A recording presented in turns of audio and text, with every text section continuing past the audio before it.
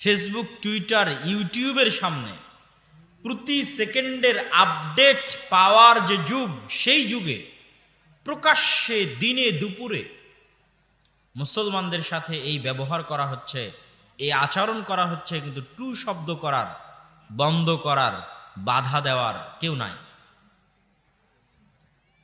এখান থেকে আপনি বুঝতে পারবেন যে আজ সারা বিশ্বের মুসলমানদের অবস্থা কতটা অসহায়, কতটা নিদারুণ, কতটা করুণ। মধ্যপ্রাচ্যের মধ্যে ইসরায়েল নামক যে রাষ্ট্রটি স্থাপন করা হয়েছে, আমার মনে হয় পৃথিবীর একমাত্র রাষ্ট্র যার নির্ধারিত কোনো বর্ডার নাই। প্রতিটা দেশেরই একটা বর্ডার আছে, যে আমি এই সীমানা হচ্ছে আমার। যেমন আপনাদের পাতাড়ির যে সীমানা, এই সীমানা কত সালে নির্ধারিত হয়েছে বলতে পারবেন?